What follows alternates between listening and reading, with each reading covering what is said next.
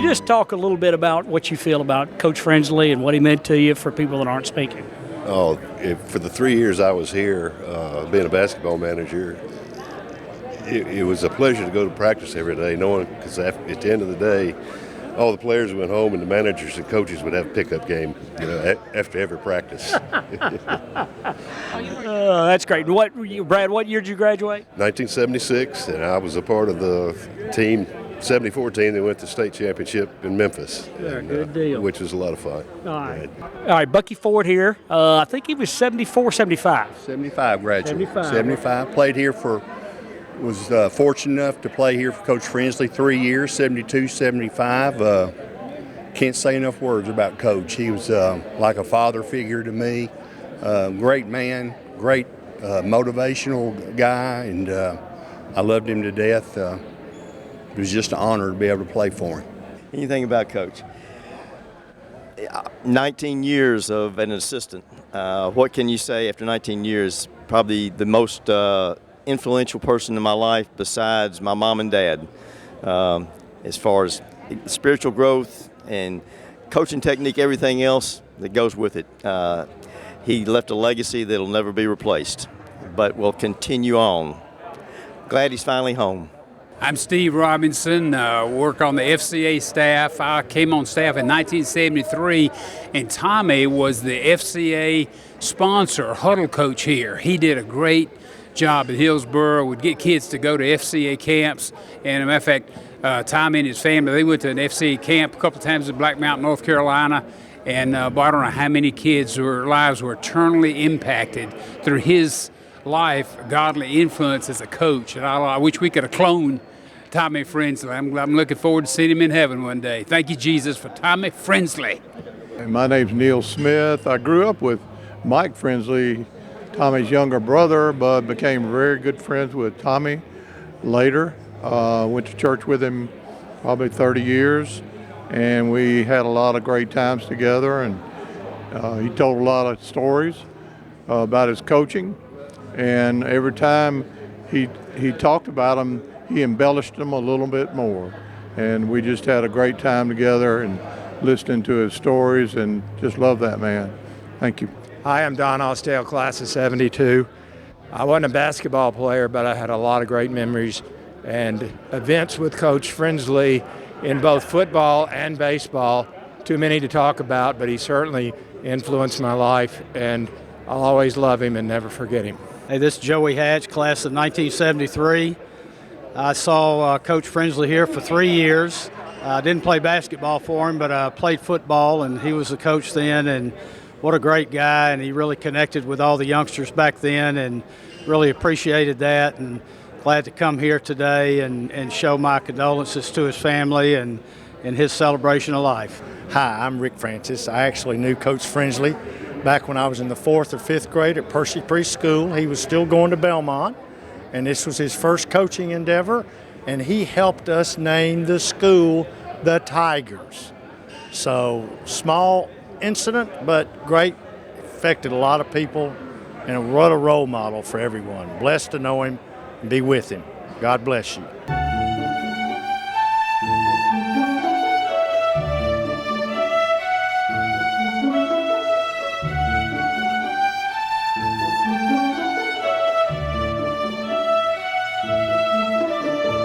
All right, right, this is Ernest Simpson. I think he graduated in 1976, I believe, played for Coach, had an injury. But anyways, just what did Coach mean to you, and what kind of impact did he have?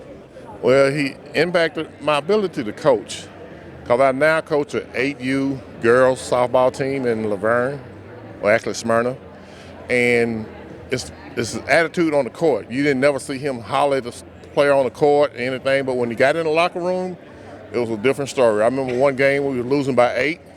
He walked in the locker room and kicked the trash can completely across the locker room.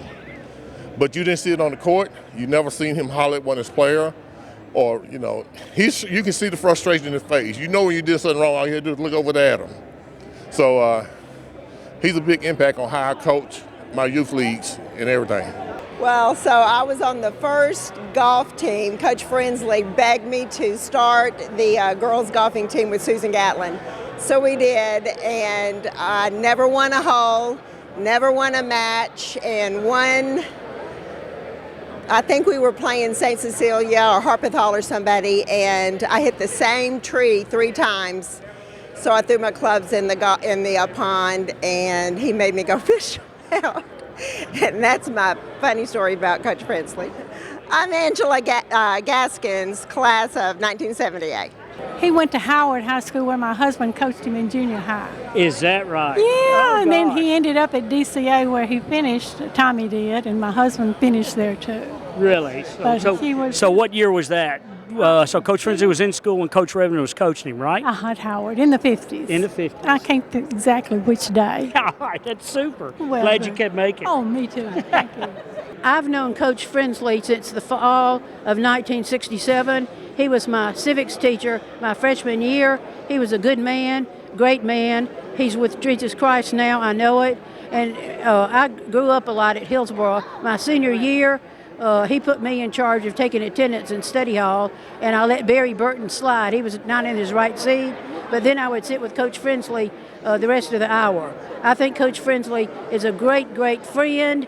Frensley's friends. I guess I could start that group. But my name is Jackie Postel, and I graduated in the class of 71. And when I left the gym, the 415 of us, he said it's goodbye to the Postels. And I think Coach Frensley is, I know, with Jesus the Christ. And I've been a Christian since I was in high school here. And I went to Christian colleges. And Coach Frensley was a great example for all people. Hey, this is David McCracken. Mr. Frensley and I were in grammar school, Gray Y football, and then I graduated from Hillsboro in 70, and of course he was coaching football with Forrest Henry Nance and then Donnie Keaton, but he was always very controlled, had a good sense of humor, and outstanding man. So there you have it. Coach Frensley was a dear man, a good friend. He took a real interest in students. He was interested in them personally, interested in me. He pushed for excellence in the things that he coached and things that he taught. But the thing I will remember the most was the interest he took in me and the encouragement that he gave the students. He was such a kind and generous person, and he made a huge impact on many lives, and he will be missed. I'm Marshall Albritton, class of 1979. Hello, my name is Renee Spencer, class of 1984. I played on the women's basketball team, one of the Twin Towers. I really admired Coach Frensley. He always had inspirational words to say to me and my Twin Tower, Tracy Patton. We will miss you, Coach Frensley. Love you. Hey, hopefully everybody's doing well. Welcome to Frensley Court here that was dedicated to Coach Frensley. I think it was 2007. I'm not really sure, but we're so grateful to have this event here. I am not supposed to be your MC. Your MC, if you got a program, was supposed to be Anthony Eubanks. His flight was canceled out of Miami this morning. So, you know, the best thing about me doing this versus Anthony is Coach Frensley is laughing in heaven. He's saying, okay, I've got a 6'6", African-American, great player, handsome, and I'm substituting a short white guy for him. So, you know, I mean, it all works out that way. He's got to be laughing in heaven and doing a great job, but we really appreciate everybody coming. You know, if you look at the program, what we're going to do is Miss Frensley's going to kind of do the welcome, and after the welcome, all the people that are up here singing. It's like the Von Trapp family. It's like Sound of Music, whatever it is. Coach Frensley, if you didn't know, was evidently a great singer. We always heard him all the time singing small little lullabies or whatever. So she's going to do the welcome, and then after that, we're going to have some singing and have some testimonies. So with that, the strongest arm that Coach had in his life, a great supporter, Miss Frensley.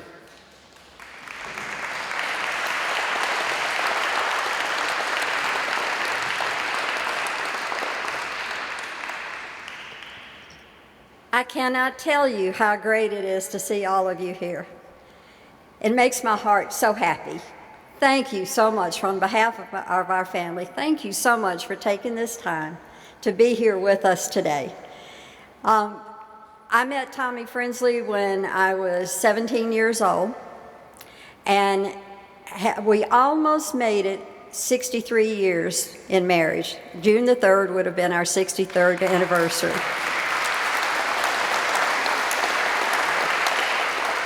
Somewhere along the line, I figured it's going to stick, it's going to work, and then I got to thinking, I wouldn't want to break anybody else in. No.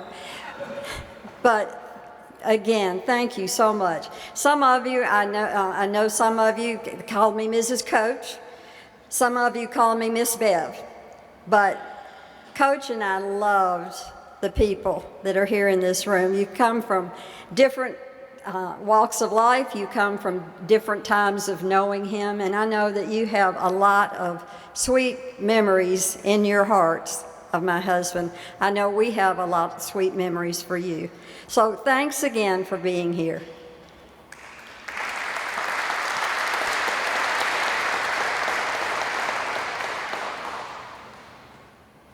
The two ladies who are going to be singing with me are not part of the Frensley family, but they go to church with us, and we've sung together for a long time, and Mom and Dad really love this song, so. Praise Father, Son. Praise Father, Son. Praise Father, Son. And Holy Ghost. All people that on earth do dwell, sing to the Lord with cheerful voice.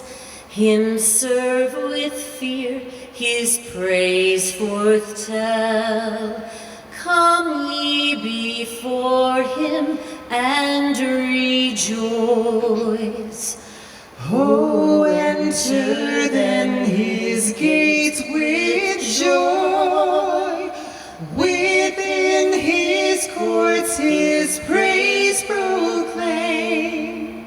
Let thankful songs your tongues employ.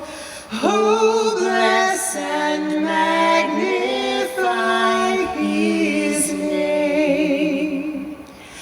Because the Lord our God is good. His mercy is forever sure.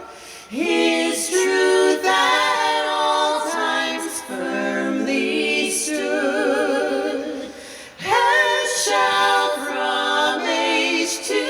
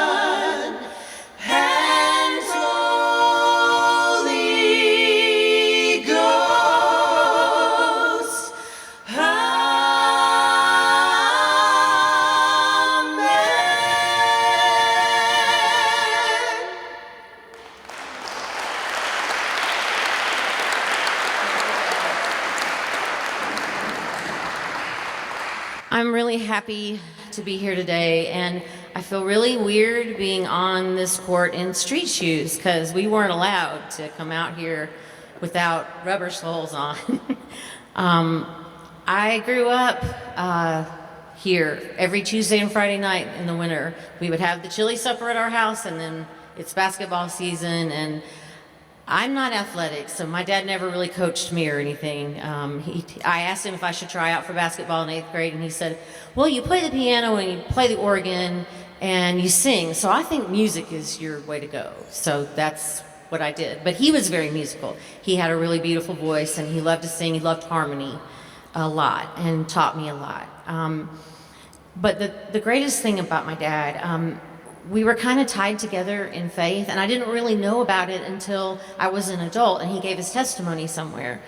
When I was a kid, I got invited to like a revival, and they had a kid speaker there, and the girl who invited me, we weren't friends, we rode the bus, she knew my name, and the person that brought the most people was going to win a prize, and so she wanted to win the prize.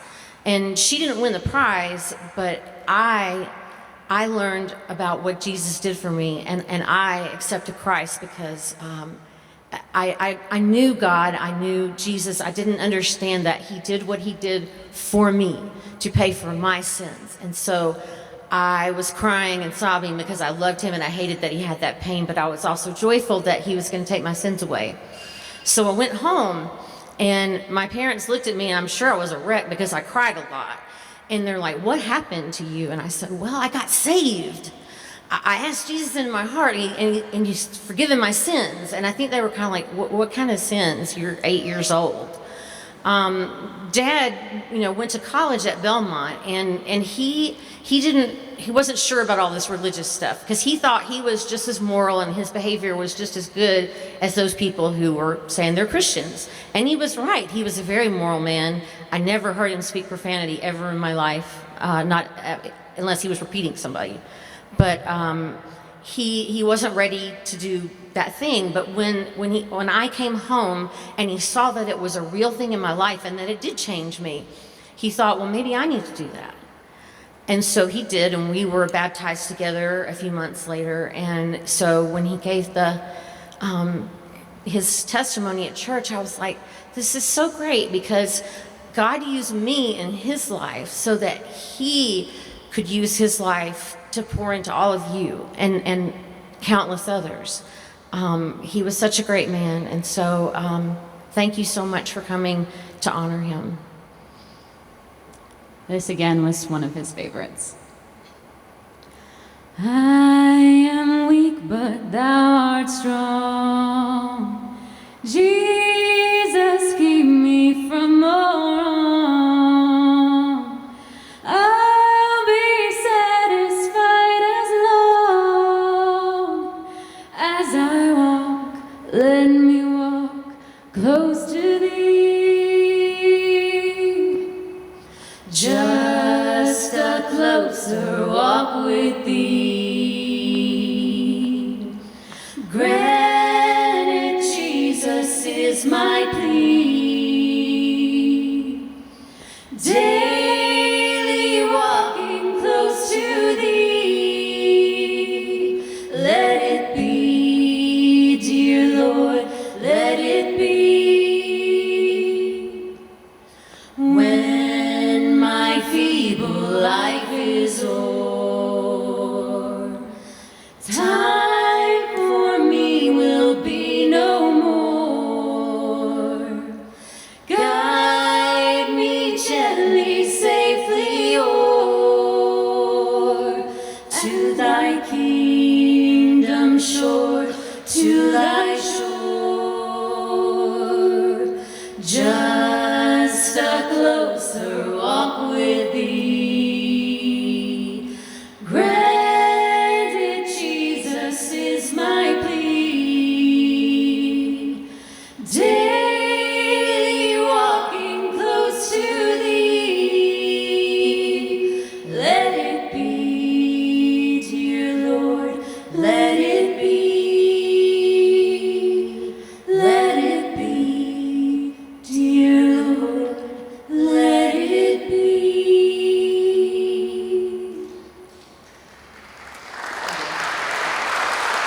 Thank you. So as the rest of the Von Trapps come up, which is, we're the grandkids. I'm Tommy's granddaughter from this lady on this side. This is her grandsons and our other granddaughter, sister-in-law, coming up to help us sing It Is Well, which is, I think, one of the best hymns of all time. And we sang it at his first funeral service, and it's just a beautiful piece. And again, as Mom mentioned, Granddad was an amazing musician. He was a great singing talent. He loved getting together and singing parts. He loved having a group like this. So we just know that this is exactly what he would want to hear, and hopefully he's going to enjoy it. I have to get our starting pitch. Play it in the mic. How about that? Oh. Good job, Josh. Oh. Well done. That was not on purpose. When peace like a river attendeth my way, when sorrows like sea billows roll, whatever my lot thou hast taught me to say, it is well, it is well with my soul. It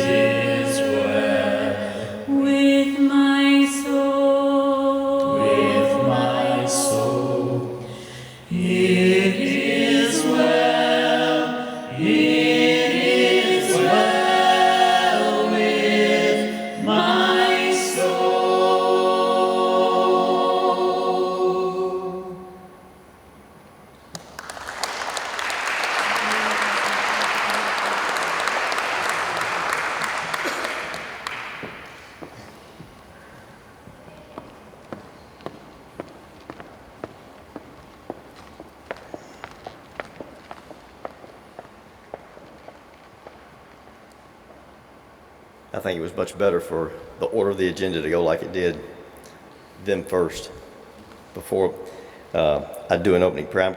Ted Gleason, I had the opportunity to be with Coach and the Frensley family for 19 years here. Before I do an opening prayer, I'd like to share my first contact with Coach was as a player when I was playing at Cone High School, and we played Hillsboro my senior year. I can say that we beat them that year, but it was on the old court that was here in the old Quonset. But you know what? One of my life verses is Psalm 139:16. It says, all of our ordained days were written in his book before one of them came to be. That means that this day was written in each one of our books. Before time began, God saw the group that was going to be here. God also saw, if you think back in your own life, how did you come in contact with Coach Frensley? How did God orchestrate that? It wasn't by chance. There is no such thing as coincidence, it's God incidents. But think back in your own lives, the first time you ever met Coach Frensley. How did that happen? And I just want to share my own personal situation of how it happened, that not in that game, but fast forward 5 years after college, and I was teaching at Donaldson Junior High at the time, but I was at a football jamboree. My younger brother was at Cone, and he was playing football, and it was a football jamboree over at Overton High School. My next youngest brother, that was 2 years younger than me, had gone to basketball camp. I didn't get a chance to go because they weren't a big thing when I was playing, but he went to basketball camp at UT, and Coach Frensley was there, and got to know my younger brother there. So I'm at the football jamboree, and my dad was there, and my next youngest brother was sitting there. I come in, so I said, go up and sit by him. Well, Coach Frensley comes in because Hillsboro's playing in the jamboree at the same time. And he's by himself, doesn't anybody sit by. He sees my dad and my younger brother sitting there because he knew them from basketball camp. So he comes up and they introduce themselves, and we got to start talking, and he says, hey, my assistant is not going to be, wants to step down this year. I'm going to need an assistant. And so we got to talking, and as it worked out, I had a great principal at Donaldson Junior High. They gave me last period planning, and so I'd leave Donaldson Junior High and come over in the afternoons. And 1975, 76, that first school year, I became assistant. Only God could orchestrate what happened there. My brother going to camp, Coach Frensley happens to be working that camp, and then the rest is history. There is no coincidence. It's God incidents. And we see the legacy that God orchestrated through Coach Frensley that will go on and on. But I just wanted to share that. Let's have an opening prayer. Father, I thank you, Lord, for the legacy that you had planned in Coach Tommy Frensley's life. Before he was born, you knew exactly whose lives he was going to touch, when he was going to touch them, and how he was going to touch them. And I know that he's looking down right now, and he's able to see so many of us that he touched. And Lord, all we can do is say thank you that you allowed him to touch us like he did, using his daughter to bring him to you so that he could touch so many lives. Only you can orchestrate things like that, Father. And as we share and celebrate his memory and his life today, I pray that you'll bring up in each one of our minds memories that we maybe have forgotten. But Lord, I pray, Lord, that we will go out from this celebration and touch lives like he touched ours. I turn this over to you, Lord, that I know that you are going to be glorified through it all, and you've already been glorified, but the glory you're going to receive, none of us will see it totally the full picture until we get called home like Coach has been called home. And we celebrate that right now. We turn it all over to you and thank you in Jesus' most holy and precious name, the name that's above all names, that all names, all people will bow to, and all people will glorify. In his name we pray. Amen.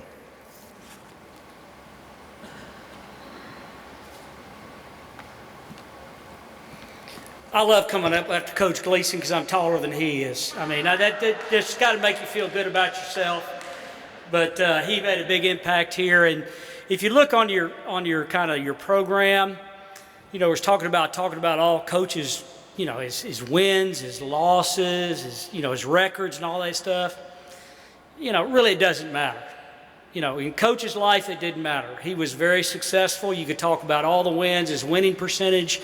But when you hear about the people that are going to speak, Miss Frensley, what Dottie said about, it was all about impacting lives. That's what Coach's whole life was about.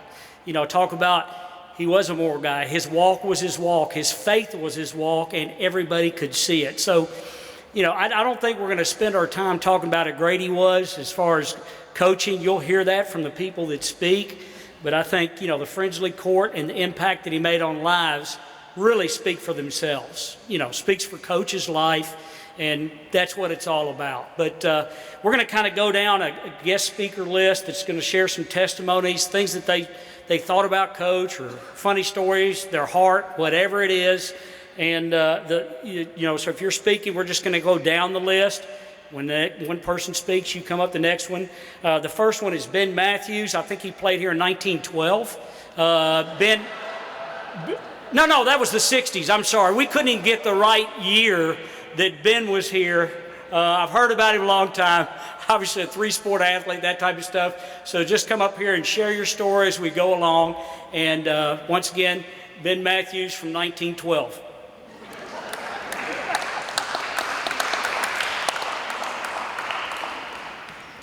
The mic a little bit. Maybe it was 15. No, actually, I felt like an old guy when I see the 60s because I actually graduated in 71. But I came here in 1968. My family moved here from Huntsville, Alabama, and I walked up those steps to the front door of this huge school, and there was a sign, new students to the cafeteria. So I go to the cafeteria and I look around and I see a table, and I sit down at the table, and it just happens that I was sitting next to Barry Burton, who we later became best friends and played ball together. I'll get back to that story in a minute, but I want to go to later that day. Speaking of the first time you meet Coach, was later that day at football practice. Didn't know he was a football coach, did you? This was 1968, was his last year. He told us that he wanted to spend more time concentrating on basketball, which he did. He did a great job of. But I always thought if he wanted to be a football coach as much as he did a basketball coach, he could have been a great one. But that season, as a sophomore, played on the B team, a little bit on the varsity, but not much. And we're walking off the field one of the last days of practice, and I said, Coach, do you have tryouts for basketball? And he, yeah, Ben, we do. I said, well, do you think it would be okay if I tried out? And he said, yes, I think you should. So I go to tryouts. I wasn't a very good basketball player. I had very low basketball knowledge, fundamental knowledge. So we go through, I don't remember whether it was 1 or 2 days. I don't remember how long the tryout period lasts, but I remember sitting over on a pull out just like those over there with the coaches back in the office discussing about who's going to get cut. And as a younger guy, I was a pretty good athlete and never feared getting cut. So I'm sitting over there on the bleachers going, okay, it's going to be okay. I don't have football practice to go to. I'll have all spring. I had already assumed that I was going to get cut. And when it came out, I didn't. And in 2019, we had a breakfast for Coach, and I thanked him for that. because his not cutting me changed my life. I'm a better person. I'm a better man. I'm a better husband to my wife, Suzanne, who's sitting up there, who's also a borough from 1971 or somewhere along in there. And a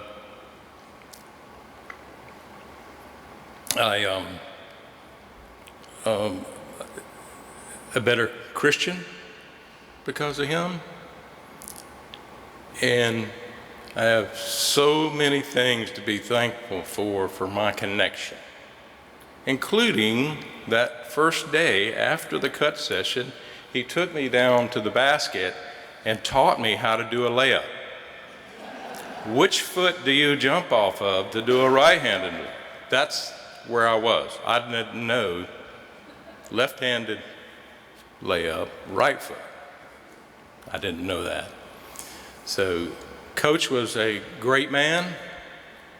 He was a great coach, a great father, grandfather, great-grandfather. What an awesome man he was. And I told you I was going to go back to that story in the cafeteria and Barry Burton's. We did become best friends. And years later, after Hillsboro, after Vanderbilt, he had MS, and I was in town for a funeral for one of my wife's cousins. And a lady there came up and said, "Weren't you friends with Barry Burton?" I said, "Yes, I was." She said, "Well, you need to go see him." This was about 1995. So I did. And before I walked out the door, Suzanne asked me, "How long are you going to be gone?" I said, "Well, it could be a 5-minute conversation or a 5-hour conversation. I don't know." So I went to his house, and luckily it turned out to be about 4 hours. And as I was about to walk out the door, it was ready. It was time for me to go. He said, "Ben, hold on a minute. There's something I want to talk to you about." And he told me that he had accepted Jesus Christ in his heart and that he was a Christian. And that I don't know if anything Coach Frensley said all those years before had anything to do with it or not, but my money's on Coach. And after he told me that, and I thought, as I was preparing for today, that when Coach got to heaven and he saw Barry, he had a smile on his face. Thank you.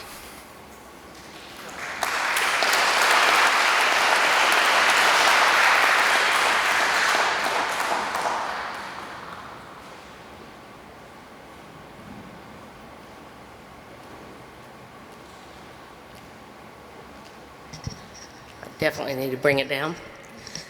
So I'm Sarah Nichols Hutchison, and I went to Hillsboro, graduated in '79.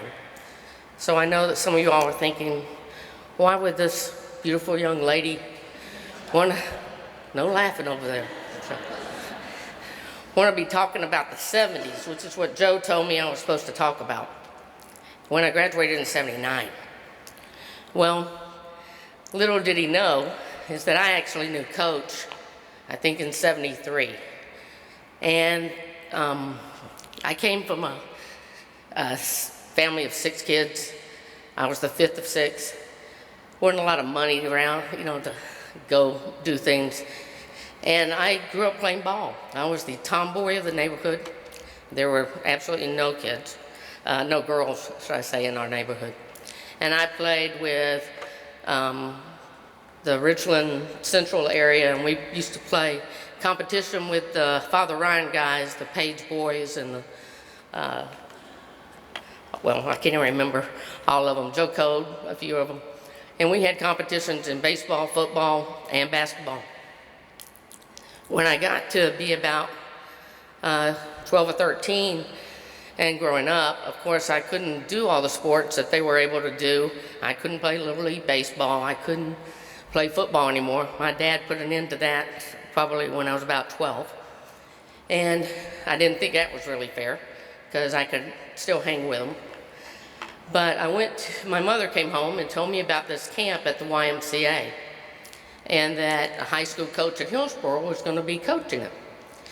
And I thought, well, okay, I don't know if it's a girls coach, boys coach, don't know anything about, but wow, this is a high school coach.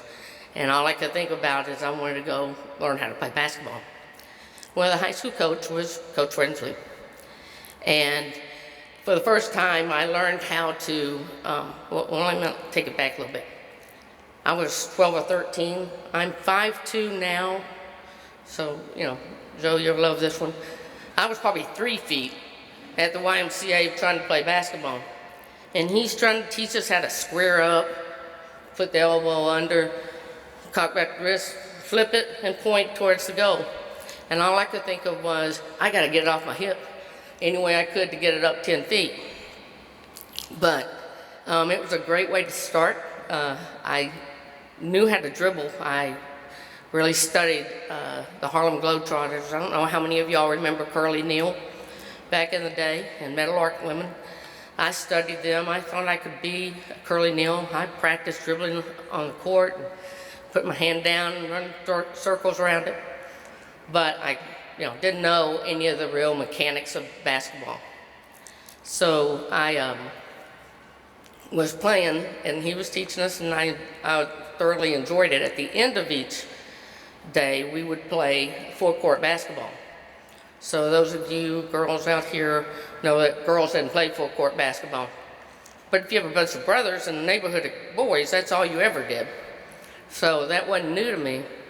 And Coach grabbed a chair and he pulled it up to the mid-court and he sat there, and I can remember bringing the ball down court, and right as I got to about the mid-circle here over at the Y, he started singing, "Keep on trucking, baby, once you keep on trucking."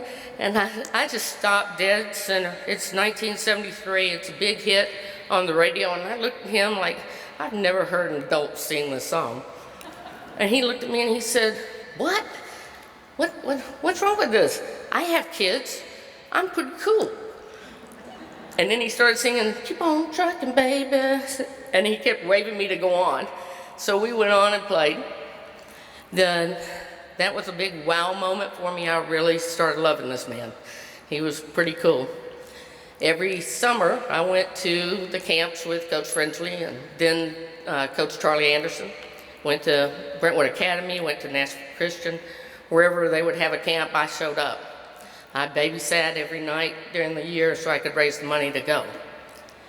When I came to junior high, as I got to West End, towards the end of it, our coaches there were so great. They took us to all the high school games on Tuesday and Friday nights. We went to games all over. We saw the Hillsboro players. I saw Bucky Ford. I saw a bunch of y'all when I was still young, a lot younger than you. And then when I got to Hillsboro, he actually pulled me after a volleyball practice one day, and Dottie and Pat had come over with their mother, and they were here to watch the boys practice a little bit. And he called me out to the court and pulled Pat out and said, "Now show me what you have." And sorry, Pat, I didn't mean to beat you so bad, but had to do it. And then they come off and on throughout the year, and we'd have to play horse. And of course, he would show off and beat both Pat and me. But as y'all know, Pat didn't beat me all the time. We had a good time back and forth, harassing each other. As years went on, I got to about my junior year. I think I got called over to the teacher's table in the lunchroom where all the coaches and the teachers sat. And he handed me this pamphlet and said, "Hey, Sarah, I think you need to really go to this camp." And I said, "Okay, what does that mean?" He goes, "Well, it's in Maryville, It's Stu Apperdine's camp. And if y'all remember, Stu was the assistant coach at UT and went off to Maryville to be a head coach. So I went off to, I said, well, he said, if you parents can pull off the money, he said it'd be a great camp if you're thinking about going to college and playing ball, which of course I was. So I started babysitting more and more. A few weeks later, he comes back up with a flyer and he goes, I think you ought to, if you can't go to the camp in Maryville, you definitely need to go to the camp here at Lipscomb. Jerry Meyer would be a great coach for you. And I had no idea who he was either, even though by that time we didn't live that far away. But I said, okay. So I raised the money to go to both camps. Little did I know that Pat Head was coming to both camps and coming to see the players. There were 10,000 kids at the Maryville camp. There were girls playing everywhere, from all over the state, all over the country. And it was a wonderful camp. I saw Pat walk in and I saw Pat walk out. That's about all I saw of Pat Head. But I learned a lot, went on. Came back here to town and went to Coach Meyer's camp and possibly had the best week of my life. And both athletically and just being with the Lord. It was a great camp. And Pat Head came and she watched us play and she pulled me out over to the hallway and she said, Sarah, I think you know who I am. I'm Pat.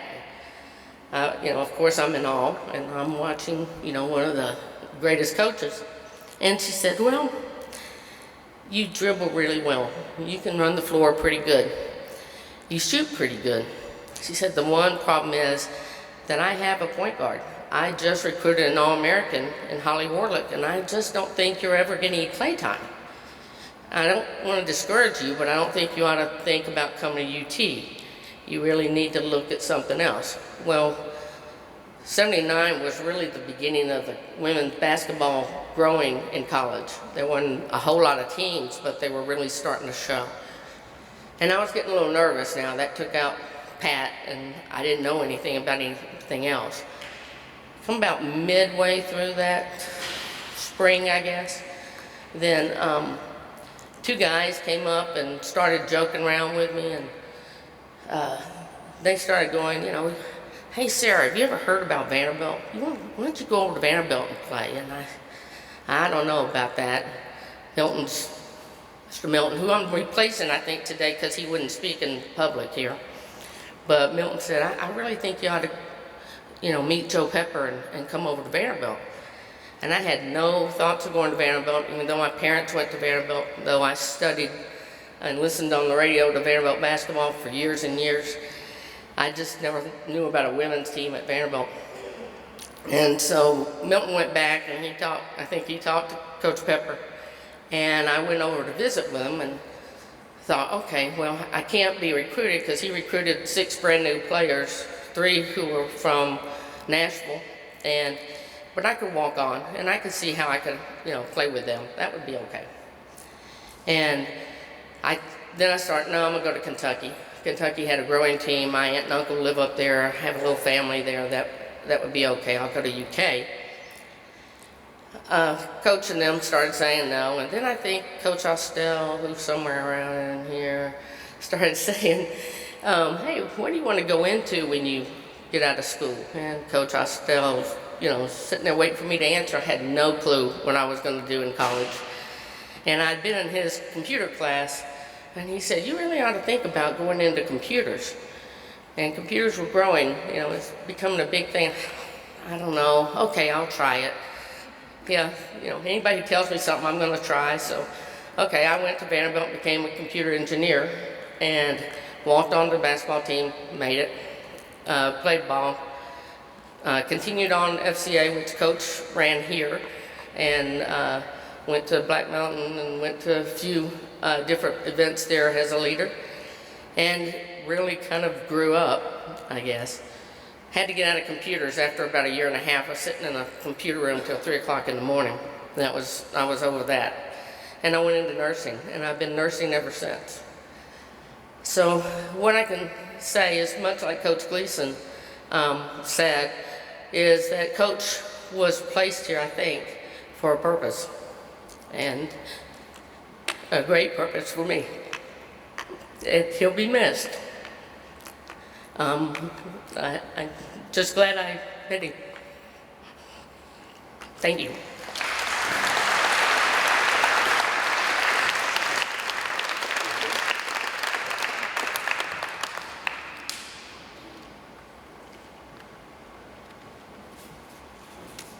Hello, everybody. My name is James Robertson. I played here from 73 to 75.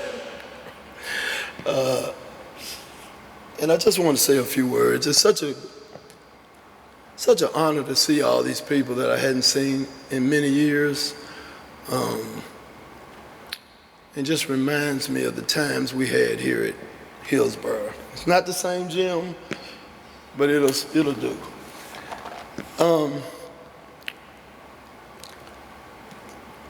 In 73, it was kind of a different time in metro schools.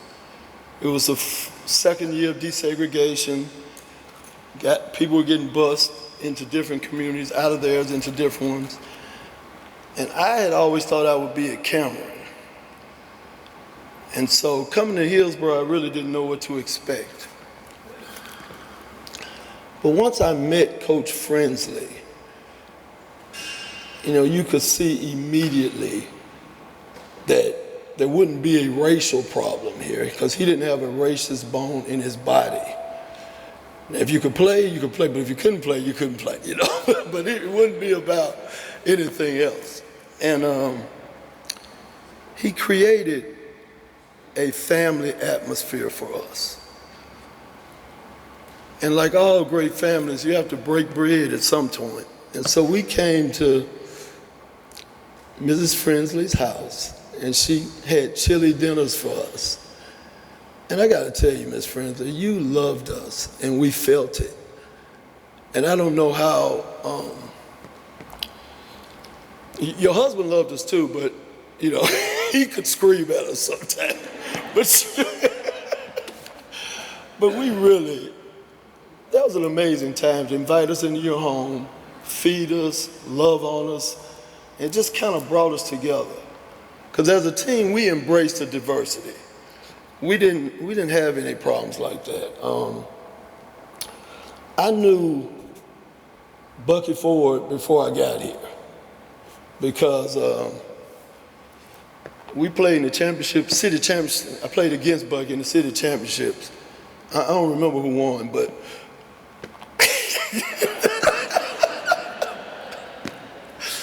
But I knew Bucky even before that. I ran into him at Trotwood, and I was kind of amazed at his skill set because he could handle the ball and dribble. Being such a big guy, I was kind of in awe of that. But when I got here first,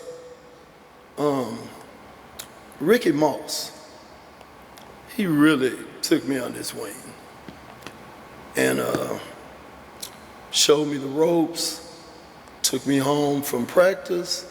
We piled in his old red station wagon, and he dropped as many of us off as he could. And that was big for us. Coach Frensley was a family man, a godly man, and a fiercely competitive man.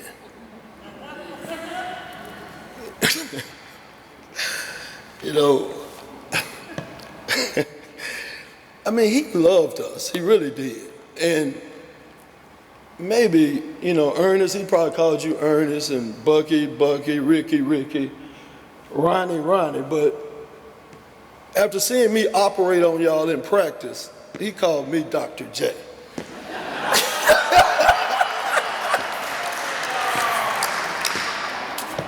Milton, I'm telling the truth, right? I'm telling the truth, Milton.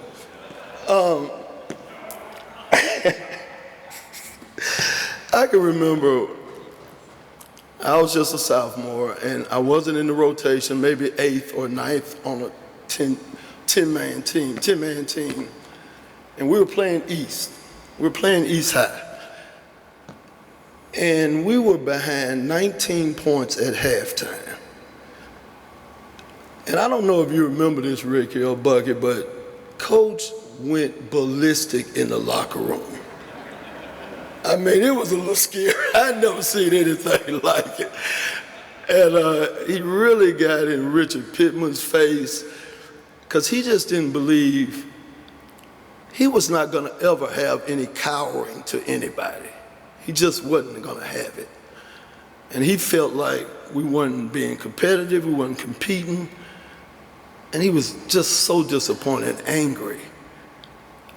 And after that speech, I wish I could say we went out, but they went out. Came back and won the game, going away really. And I was really amazed at that. I said, wow.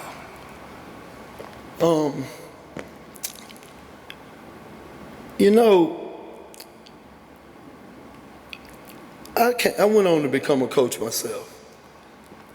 But Coach Frensley taught me how to play basketball. I knew how to dribble and shoot and pass, but I didn't know how to play. I didn't know the fundamentals, and he taught me everything I knew about basketball. And I'm forever grateful for that. But he also taught us how to be a man. He wanted us to be men. He didn't want us to have fear. And that's where we became. You know, my years at Hillsboro, you know, they were the glory years. Let's just face it. From 73 to 75, those were kind of the best thing Hillsboro ever done.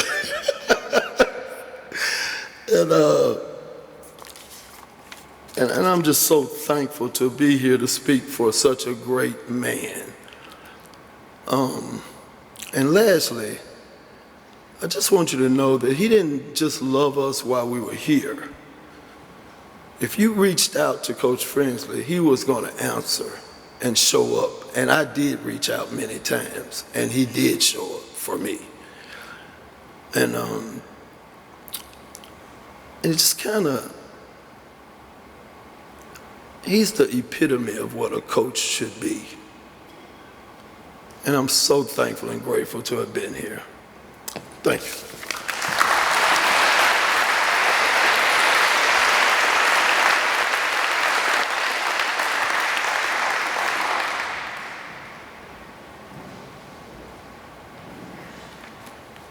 I need the mic up. I had something completely different that I've been waking up every night thinking about what I was going to say. On my ride in from Dixon County today, I said, you know, everybody knew he was a great coach. But for me, I was thinking about the man.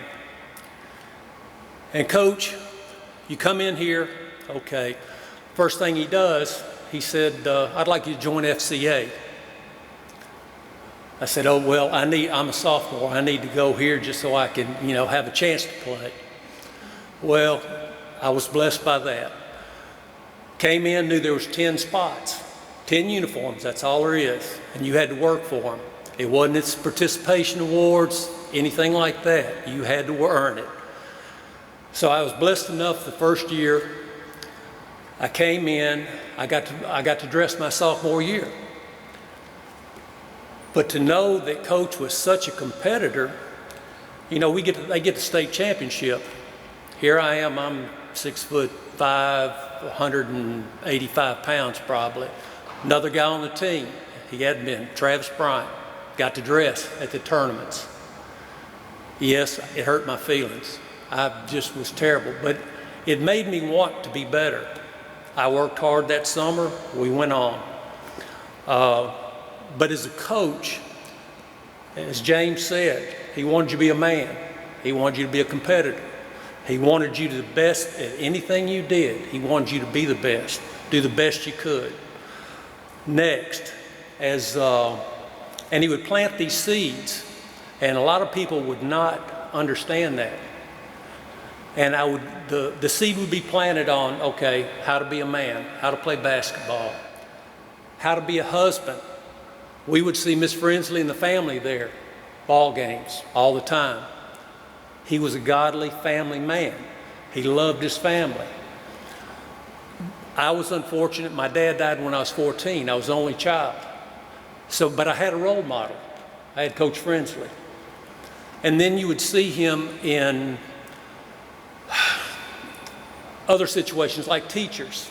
Sean wrote a beautiful, after he passed away, and I shared it with different classes, 72, 73, 74, 75. And if you look at the comments on there, as many students as players said something fantastic about him. He was a wonderful teacher. He was a fantastic teacher. He was a great person. Then you went to being a father. Well, okay, I was the only child, you know, who was my role model? I saw him. Now, Dottie, you were like my oldest. Pat, you were like my youngest. And two totally different kids.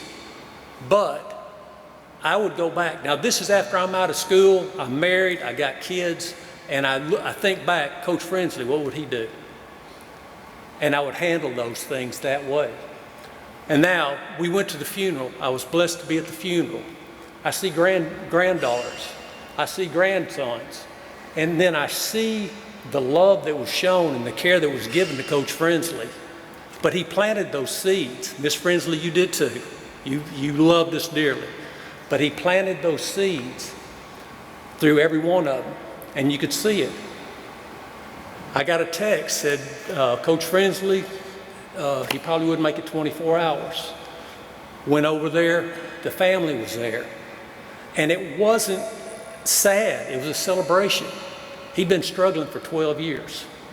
I think it was about 12 years, wasn't it? More? 23 years, okay. Well, I knew he was playing golf at Montgomery Bell because I would get the reports every Sunday at church. He played with one of the guys.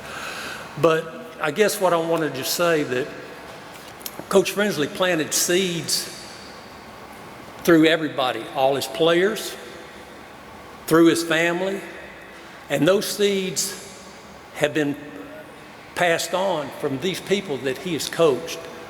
You can hear testimonies when we went to a birthday breakfast, and you wouldn't believe all the testimonies that they got up, said, okay, I'm with FCA, I'm traveling the country giving speeches, Milton, life coaches, James, he has a ministry. There's just a lot of them, Robert Scales. And these guys, you know, I never was perfect, I promise you. I was far from perfect. I might have hidden a lot of it, but it was a blessing. It was just a blessing, and I thank all of you, Coach, Miss Frensley, for what you did in my life and where I am today and how blessed I am. And the only other thing about the chili supper, I want to know who beat my record. I ate the most bowls of chili that first year. And nobody can remember who beat me finally after, 20 years or so. But anyway, God bless. Thank you.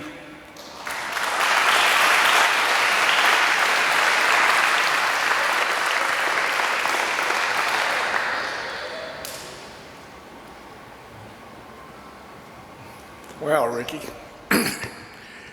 Kevin Craddock, 1977, Frensley Court. How about that? How about that?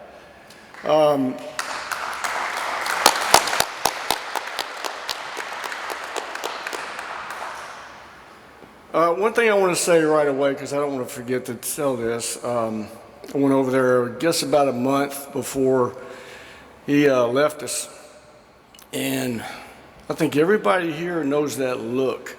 That, I mean, in his eyes, he could just look at you, and it was a combination of so many things, just all things good. He just loved you that much, and he wanted to be a part of your life, and it just was all wrapped up in his look that he had, just magical look he had. And I just want everybody to know he still had it.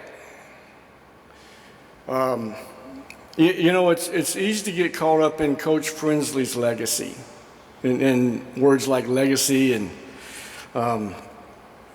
36 years of coaching, all these players he had, all these great stories we all have. I mean, we really could have a story for every day in practice. I mean, there's so many stories about Coach Frensley in basketball. But I got to tell you, I've talked to so many people this last couple of months that didn't even play basketball for him. And to hear what he meant to them, it just says so much about him. I really feel like everybody that he came into contact with, that he cared about, he wanted to make a difference in their life. He wanted to be part of their life. And he believed in us so much.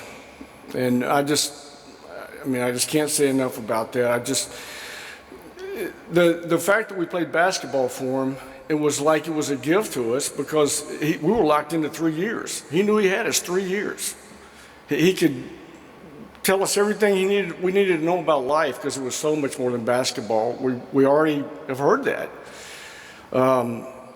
But it was an everyday thing. He wanted to groom us for life. And his legacy is wrapped up, I think, and it's ongoing. It's still in our life. And I'll give you 2 great examples of that.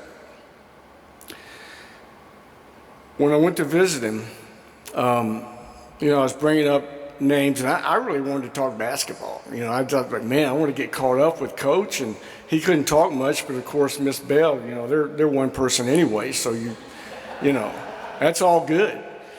And I bring up James Roberts, and Coach loved him. I mean, all the things he did on this floor, the basketball player he was and all that, all Coach wanted to hear about, James, was what you did in the community and all the things you do for inner city kids. Brought up Robert Scales, all city player, 50 points one night, clutch player, one of Coach's favorite players. I mean, I want to reminisce. Coach had one word for Robert Scales because Coach couldn't talk a lot, but his one word, preacher. Coach cared about our life. And man, Coach Gleason, what you said earlier, wow, I can't believe you said that about, how you remember how you got here? Well, I was supposed to go to Pearl. I was zoned for Pearl. My whole junior high, I thought I was going to Pearl. And, I was fine with it. My brother liked it. He went there. So it was fine. It was good. I mean, to me, in my little junior high narrow mind, I knew my good friend Michael Kinsler went to Pearl. I knew my good friend Ronnie Bowers went to Hillsboro, was going to Hillsboro. And so I thought, man, I'm good. And of course, David Hatch knew both of them, so I'm all good, man, whatever. And so then somewhere in the spring, we moved over Sweetbriar over, and I told my mom, I said, we're in Hillsboro zone now. And she said, I know that. So I found out who that coach is over there. And I know that family. And I'm not going to have to worry about you as much. And, of course, my first thought is, were you worried about me? I said, oh, okay. What's there to worry about? But she knew what she was doing. But there was a service for Coach. And so I forgot all about that, right? That happened way back. So, didn't think much of it until a month ago at this service for Coach Frensley at their church in Franklin. And I got to hear Donnie, his brother, tell these great stories. And so I went up to introduce myself to him. And he said, Kevin, we knew your mother. She had a beautiful voice. And I'm still processing the fact that she really didn't know them. And that I'm going to really take my time processing that. Because there's so much goodness out of that. Yeah, there's a lot out of that. But I'll tell you what else happened that day. at that service, I got to hear Pat talk, Coach's son, and he said something that's really stuck with me. He said, one of the things Coach really wanted to do is he wanted to finish well.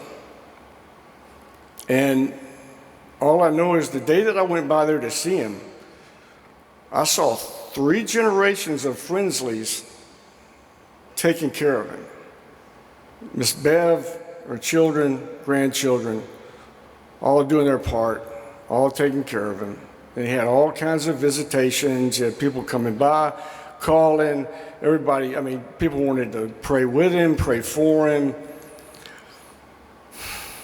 He was surrounded by love, every direction. Everything he saw, felt, heard, all love. So Pat, you can't end any better than that. I mean, that's, you know, you can't. But I do have a lot of basketball stories, and I don't want to take too much time. I know, you know, with everybody's, but one that's kind of cool though, you know, right down there, he used to love to take me on in a free throw shooting contest, and of course, you know, when losers got to run, which is code for, you know, you're running. And so he comes up from behind me one time, and I'm down there just, you know, shooting. He goes, "Man, you got a nice little streak going." And I said, "Thanks." And he said, "What are you up to?" And of course I lied. I told him 24 or something like that. And he said, he goes, oh, he starts laughing. He goes, "All right, pretend I haven't been back here watching you the whole time. Now what's your number?" So I said, "Oh, well, all right, 8. So this is the first time this happened, right? So I didn't know then that he's a free throw shooting wizard.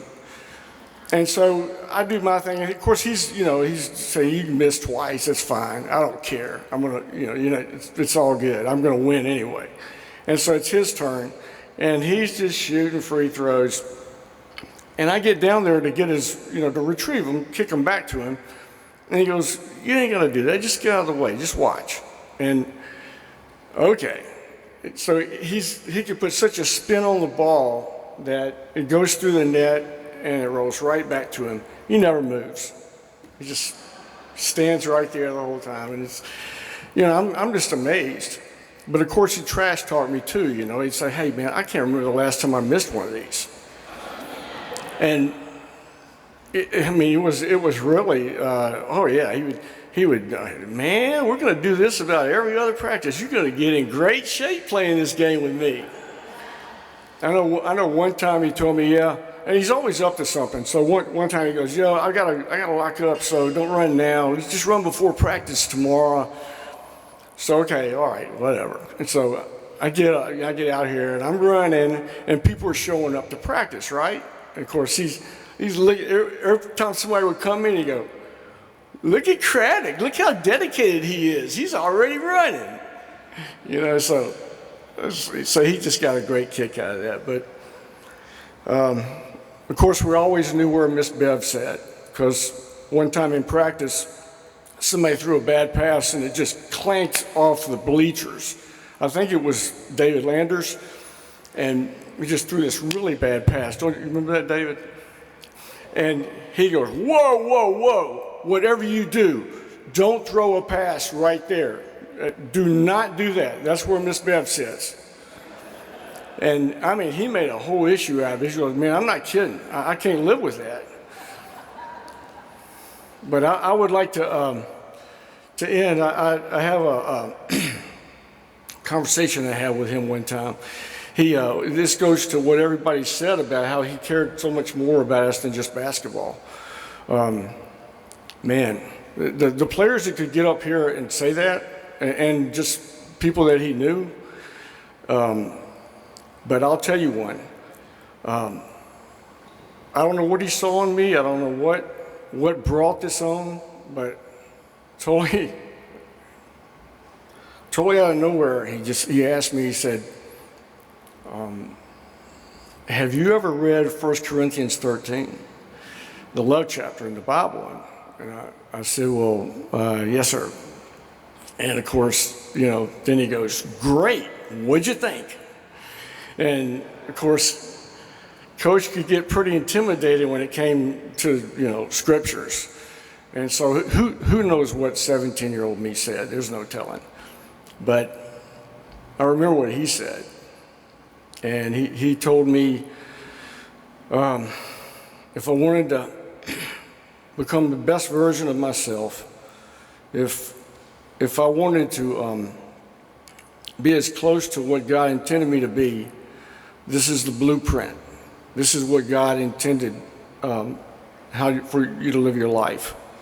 And I mean, he went in, we had a long conversation about it, and he just went on and on about it. I mean, everything you could think of. He said, it's one thing to have faith and hope in your own life, but one day you might be needed to help someone else with their faith and hope. The only way you'll be able to do that is through God's love. It's the only way. And he said something that I thought about a lot, but he said, if you want to get to the top of the mountain in your life, it'll get you there. Just learn that chapter. And he said, it's a beautiful view over there.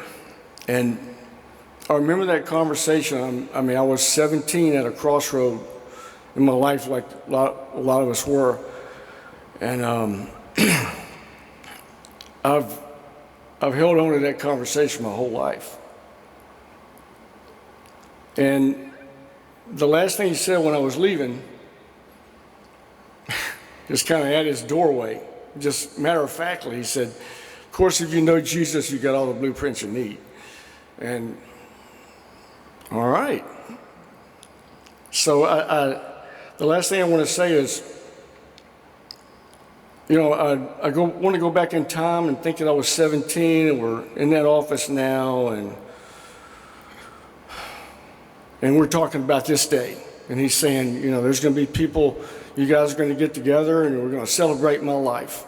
And everybody there that I loved so much, what would he want me to say right now? What would he beg me to say? What would he beg me to say?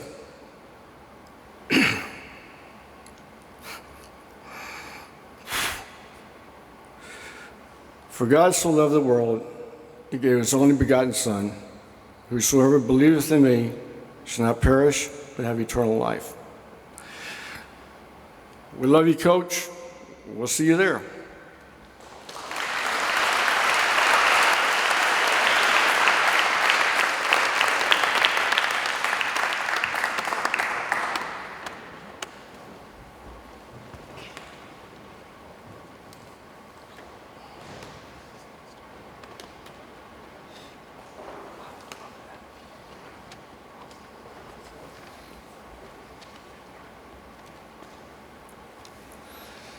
Hey everybody, it's been a little while since I've been on this court, but it's really kind of nice to be here.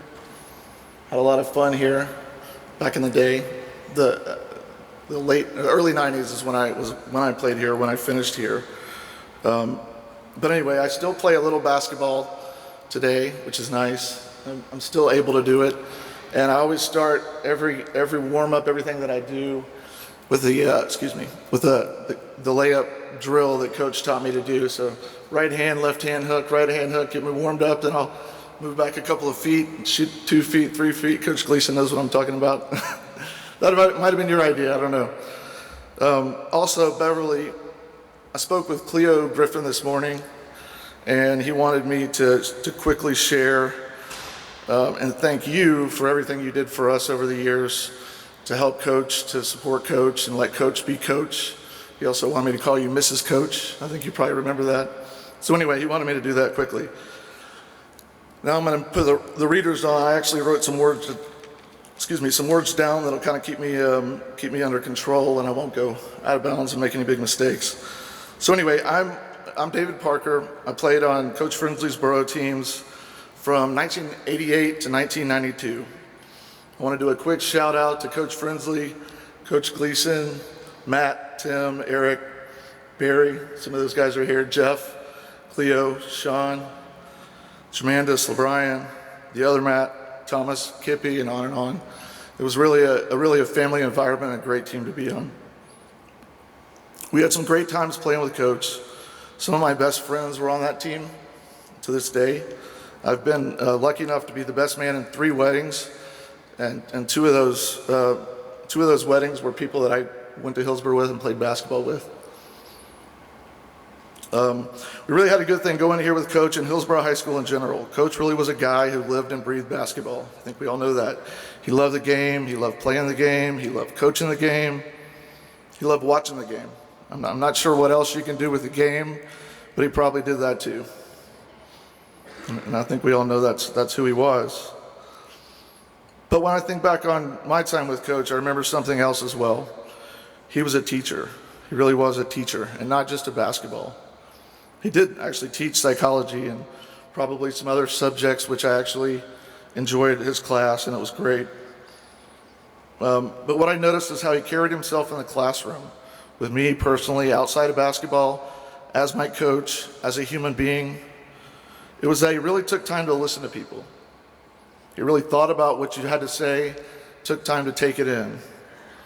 Hillsboro had people of all walks of life from all over the world when I was here, with all kinds of different backgrounds. It was really one of my favorite parts and experiences about the school was the different backgrounds, the different people. It was beautiful. I mention this because I noticed how Coach Frensley would talk to people. He would talk to me.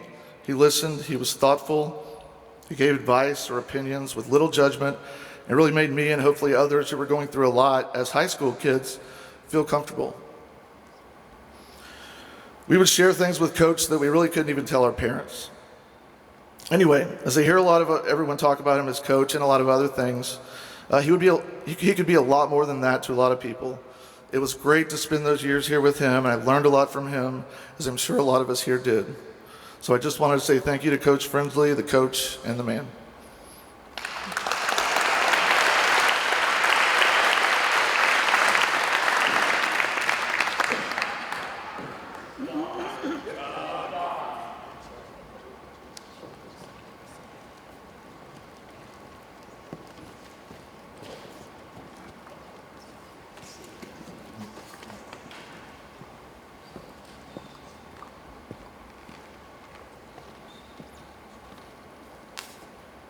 First of all, I want to say good afternoon to everyone.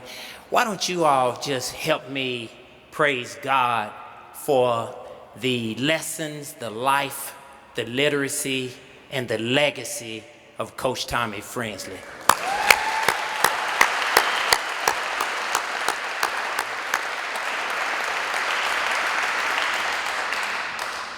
When I was growing up, you couldn't help but to feel, and many of us thought, how we honored Coach Frensley, and we felt that he was the godfather of coaches. How could you not think that Coach Frensley was not the godfather of coaches when he would be in a basketball game, and all of a sudden the referee would make a bad call, and Coach Frensley would go, as if to say, you gotta be kidding me. But he didn't say you gotta be kidding, you know what he said.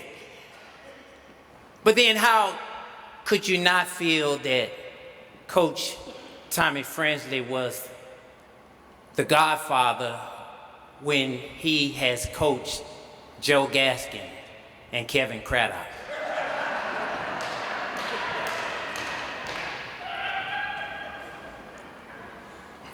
You know, I must make knowledge to the fact that I coached at Martin Luther King for 25 years. I always studied Coach Frensley, wanted to be like him.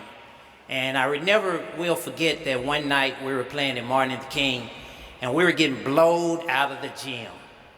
The referee made a bad call and I did this. And we lost the game by 30. And I said, that's not what happened when Coach Frensley did it. They'd always win.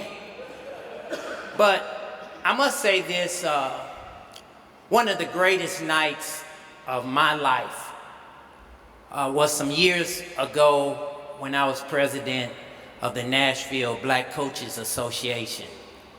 And we honored Coach Tommy Frensley that night as one of our legends. And truly, this man, just by looking at the many people in here, we all know that he had a legacy and that he was a legend. We all are better people. We all are better women. We all are better men. We all are better coaches. We all are better people because of the life and the legacy of Coach Tommy Frensley. God bless you.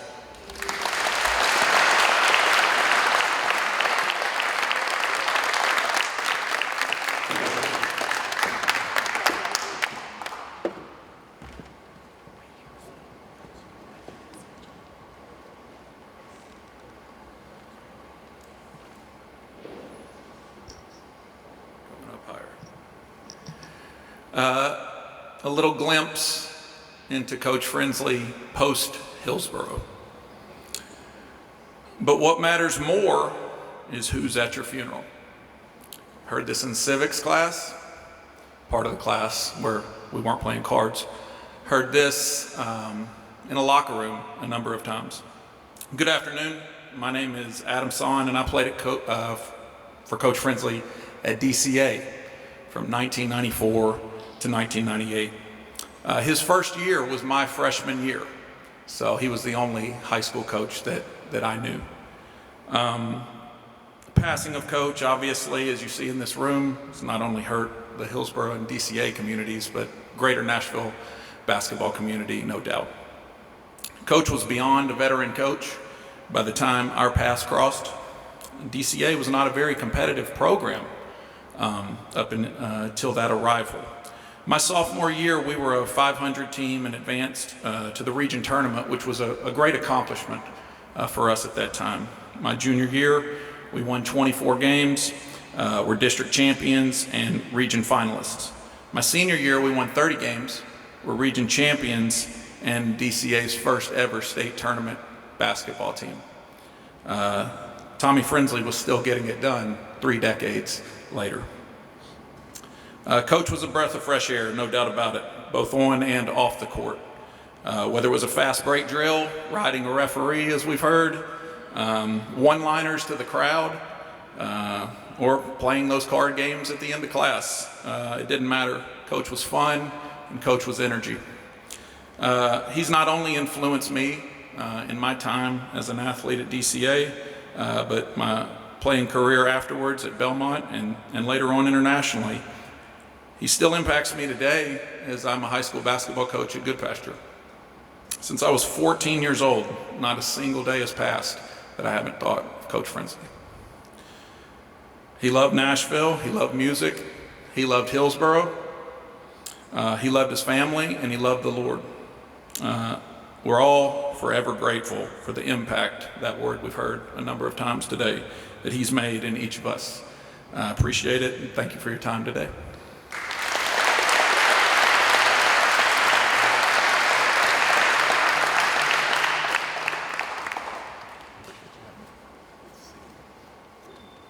Get those big guys up here. You got to pull the mic back down. Thanks, Adam. I appreciate that.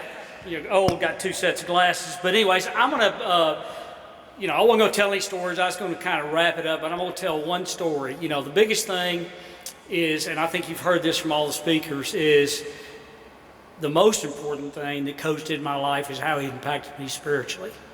He was big in FCA, like Ricky talked about. Come here. I was not a Christian, did not really have a Christian family. We'd love for you to come to FCA. Ricky's 6'6", he's going to play. I'm 5'8", I'm coming. Okay, so he just had a great way of encouraging people in their spiritual walk, whether you believed or not believed. So that was the most important thing that Coach did in my life.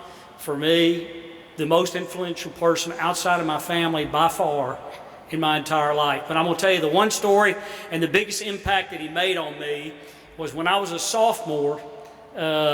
and we were doing scrimmages, and during the scrimmages, you know, like Ricky said, there's only 10 sets of uniforms. There's not 12. We're not adding. You know, if you get to dress, you dress. If you don't, you don't. You're on B team, C team, down the line, whatever it is. But I got to play a little bit in scrimmages, you know, before the good players like Ronnie Bowers, who just left, and Kevin Craddock, and all the football players came in. I was getting actually to play a little bit in the scrimmages. And it was terrible, not that good a player, whatever, and I'd make a mistake. He never yelled at me in front of everybody, but he always got me to the side, and he said, look, I'm telling you, I'm going to get on you more than anybody else. And he said, if it's your fault, I'm going to get on you. But when it's somebody else's fault, I'm going to get on you too, because if you're going to play point guard here, you're going to take the responsibility for other people. You know, you've got to be able in life to take responsibility when it's your fault and also take responsibility for other people. And I thought, man, what a great lesson. Of course, I'm 15 or 16. I'm thinking, what does this guy know? You know, whatever you're thinking, does he really know what he's talking about? So fast forward a little bit, I got to dress about half the games. You know, had some injuries. Ernest was one. I got injured his senior year. So me and Leroy Smith kind of split time. We dressed, you know, part-time. He called us up one time. Never saw the light of day. Never was going to get in the game. We're playing Pearl here one night. Had a good friend named Stacy Gershowitz that actually got to play as a sophomore. He was about a 6'5" guy. We're playing Pearl here one night. I got to dress that night.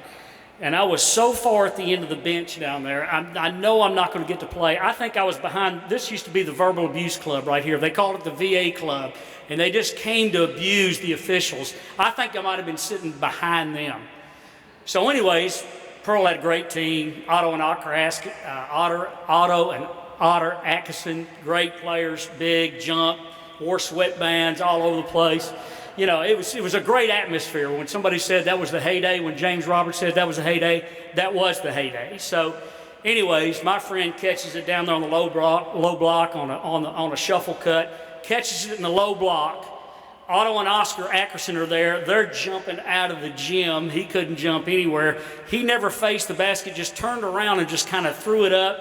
It hit the side of the backboard, and all Coach could do is the whole time was he just stepped out beside, looked all the way down at the end of the bench, raised his hands up like Doc would say, and said, Joe, he's your friend. Just talk to him, you know? And I was thinking, there's no way I'm getting in this game. Why am I talking to him? He took him out of the game and sent him to the end of the bench and said, you talk to him. So anyways, it's a funny thing, but really, what a great life lesson. Not just the spiritual lesson, what a great life lesson. And wouldn't we be better today if everybody took responsibility for not only their mistakes, but somebody else's? That was one thing that kind of resonated with me about Coach. I was thinking all those things. And then the other things kind of wrap it up about the people is, you know, people would talk about how Coach treated everybody like family. And the guys that go before you, you know, I was telling Kevin Craddock, you know, somebody like James Roberts, who was gone before I got there. But I knew him because I'd go down to Sevier Park. Robert Scales would drag me around here, and he'd let me go to these places, you know. Little white guy, you're not getting a lot of those games, but they might pick me, you know, let me play. But how nice they were to me when I was young and influenced by those people. But that's them, but that's also Coach's influence. How he influenced people. Trainers, managers, how to treat people. He just had a real gift. He had a real gift, and when you lose somebody with a real gift, you hope you can carry that gift on and a little bit of part of you, how you give back to other people as well. So that's the highlight of my career actually here at Hillsboro is when Coach told me, he said, you just talk to him, you're not getting in the game. But it was great. Kind of a couple things. You know, we've kind of gone about an hour and a half. We're not paying these guys by the hour. I think they're here just for the job. We've had a few people interviewed. We'd love for you to just come up and do an interview on tape. We're going to give it to the Frensley family, just saying what you thought about Coach, small story, his impact. We've got a sign-up book. We want to make sure everybody signs up, you know, for what do you call it, Miss Bev? Contacts. contacts. Sean has done a great job. Sean Root, who's been here, I don't know if he stays on the internet all day or what it is, but he knows everybody from Hillsboro from 1922. He knew who Ben Matthews was, but we're trying to do this. And in closing a little bit, one is Coach Tweet couldn't be here, who's the current coach here. He's been here 16 years, and this event would not have been here if it was not for him. He just said,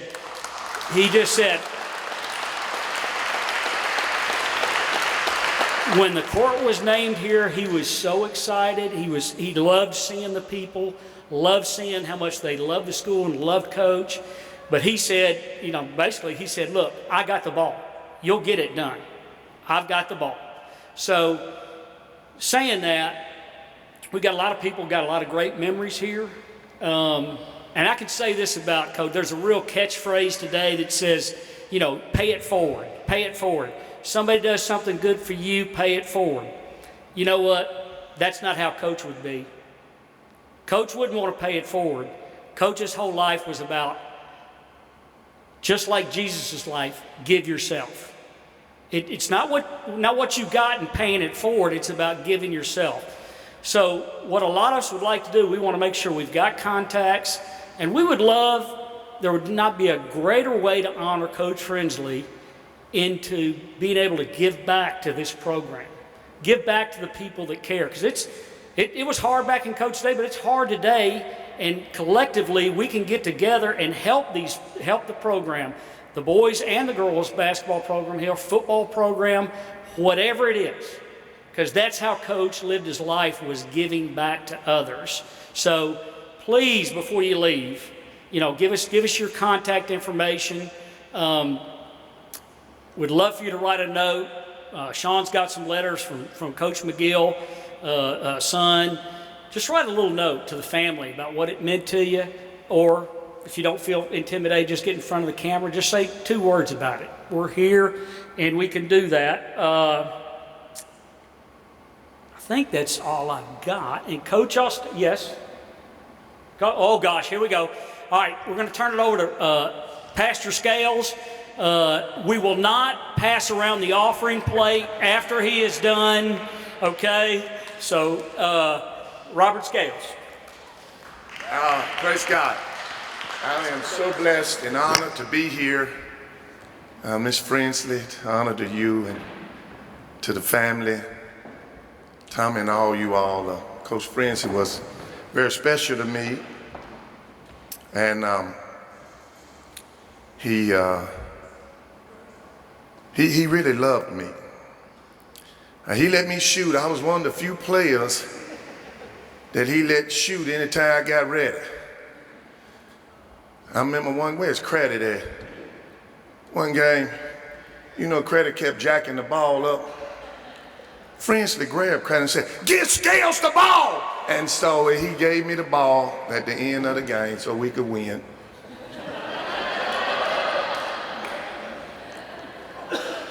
One of the great stories I have real quick is we was playing Stratford, the first game of the season, and I came down and shot a jumper with no time left, and it was a 1-and-1, no time left on the clock, and I'm shooting a 1-and-1. And who was managers then? Man, when you was manager my senior year. This is phenomenal coaching. He told the players, because I'm shooting a 1-and-1 now by myself, nobody else gonna be up there. He said, "Y'all get all the equipment ready, we finna go home, we've won this game."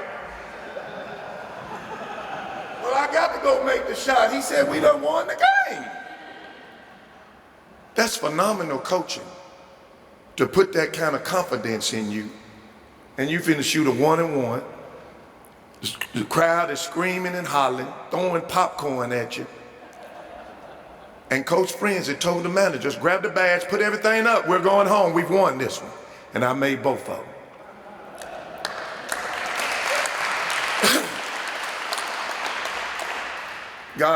I got on drugs and alcohol, gambling, robbing, and stealing.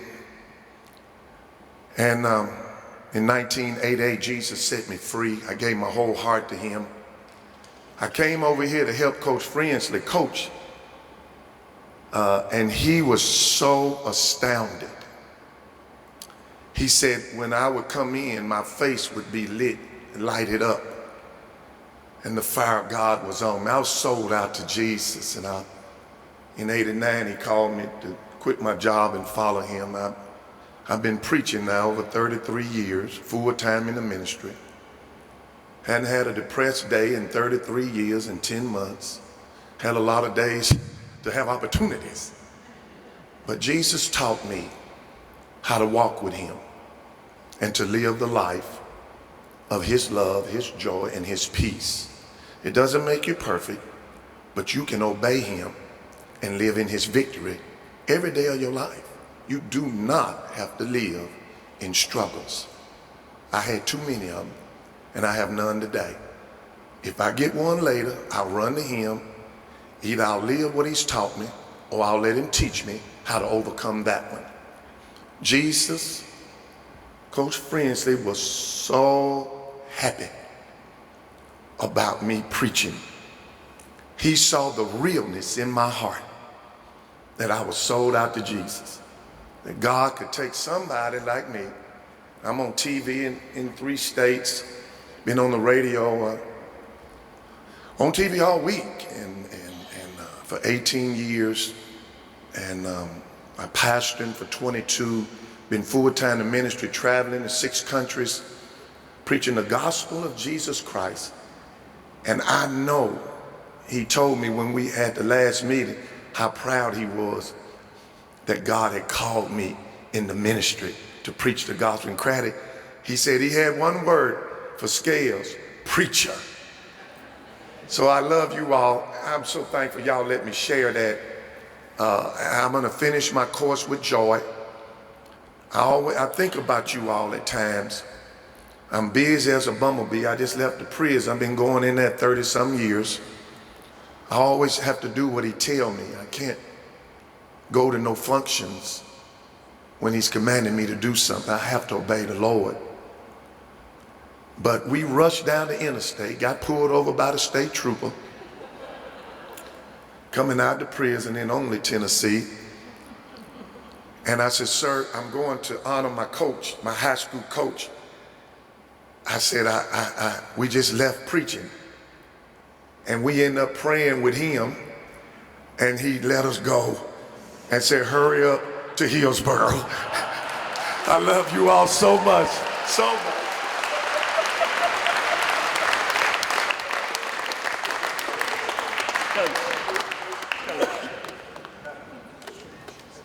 A couple of quick comments and then we'll close with prayer. I was blessed to work with Coach during the 1970s, and I retired last year after 52 years teaching and coaching. And I give him credit for helping me build a foundation that I can say I enjoyed all 52 years that I taught, that I worked with students. And I think that's because of several of the principles that he implemented. His teams were family. I mean, we've had references to different things, the chili suppers, things like that. His teams were family. And when you look at athletes, they have interesting personalities, they have interesting egos. And to be able to bring all of those together, to be family and compete as a unit of one, is really a challenge. I feel very blessed that I worked with Tommy Frensley. Please pray with me. Dear Heavenly Father, thank you for this time that we could celebrate the life of Tommy Frensley. Seeing him as a family man, a teacher, a coach, and a friend. We've enjoyed the stories today of how he influenced so many people. I pray that his life will be an example to all of us. We all have the opportunity each day to impact people that we come in contact with. May each of us, especially those of us that are teachers and coaches, use these times to influence our students, our athletes, to be outstanding people. I pray for the Frensley family that this time has been a period of encouragement for each of them, and that they have an even greater appreciation of how Tommy Frensley made a difference in so many lives. Through Christ I pray, amen.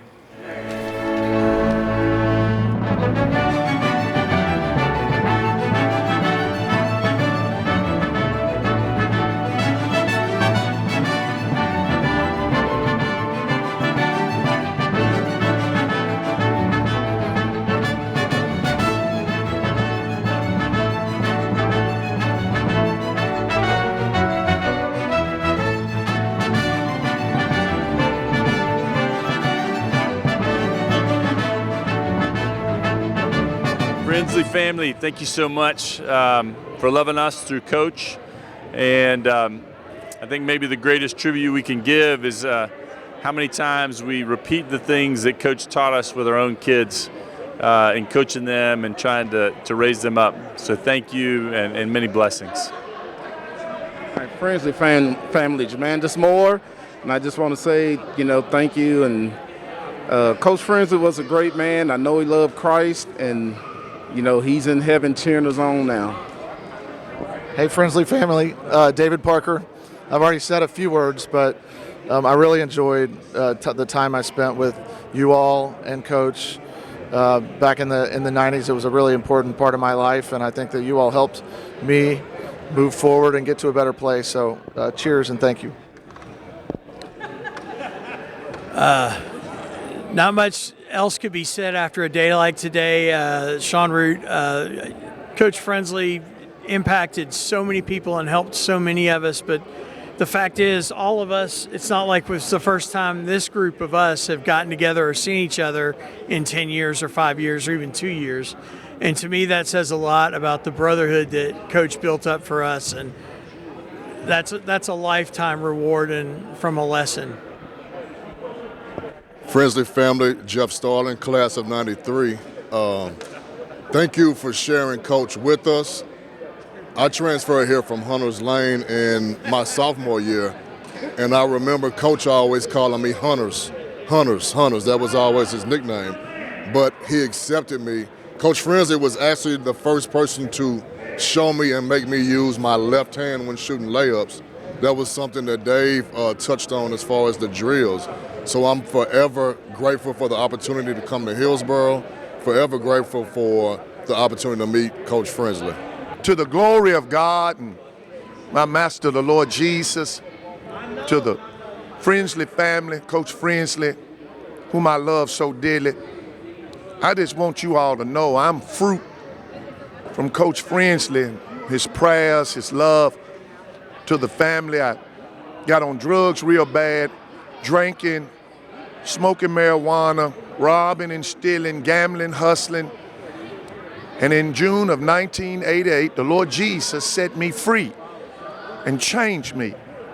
Months after that, I seen Coach Frensley in a Burger King, and Coach Frensley went home and told Miss Frensley that the glory of God said his face was lit up like an angel, and that Jesus has really changed him, and he really had. I hadn't been back to that lifestyle 33 years.